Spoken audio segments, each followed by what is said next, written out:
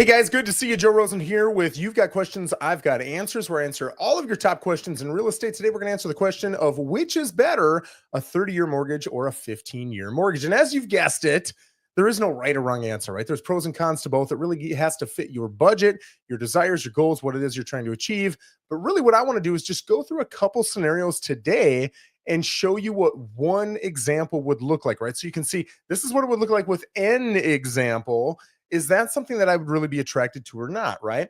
And generally speaking, the negative to a 30-year is that you're going to pay more money over the time, whereas the negative to the 15-year is your payment's going to be higher, right? So you got to pick which you prefer. And I'm gonna share screen here in just a second. Let's get it up here. And what I'm going to do is I'm going to show you. This is the calculator.net, right? Where you can look at a mortgage calculator. It's got a lot of cool information. You can kind of play around with it. If you're thinking about buying a home, this is kind of a cool little tool to play around with, right? So right here in Port St. Lucie, the median price right now is $410. So 400 is good. We'll just leave it right at 400. It's pretty typical. We're going to assume you're doing a 3.5% down FHA. Now, you might go higher, you might go lower, whatever. This is just one example of what you could do. We're going to look at a 30-year, and just so I can remember it, let's go 6.75% interest rate.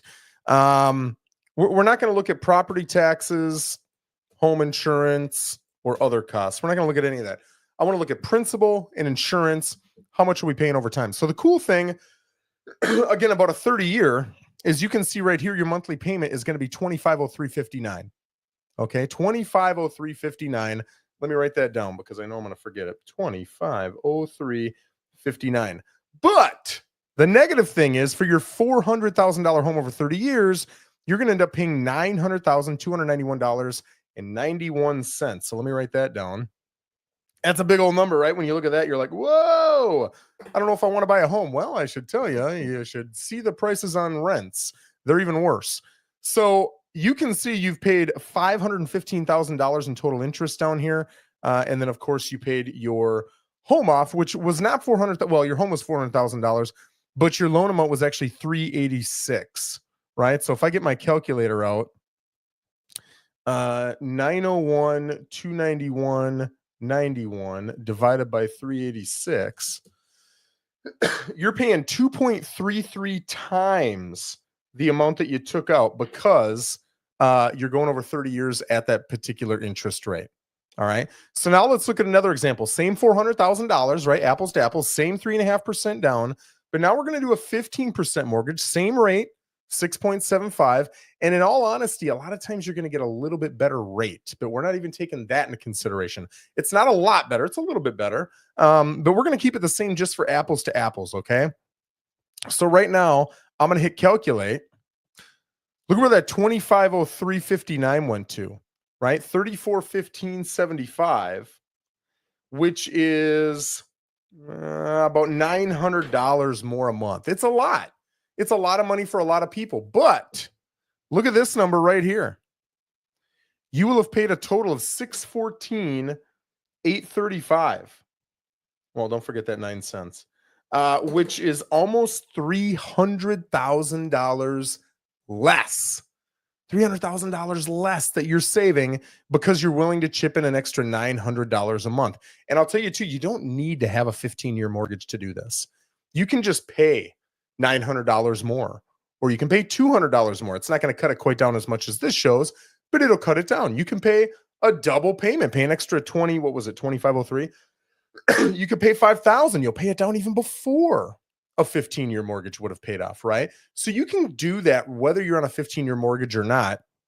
But a lot of times, again, the big motivator on getting to a 15-year is your interest rate is going to be a little bit better. So let's do the same thing that we did with this 635.09 divided by the amount you took out, which was 386. Now you're paying 1.59 times the amount instead of 2.33.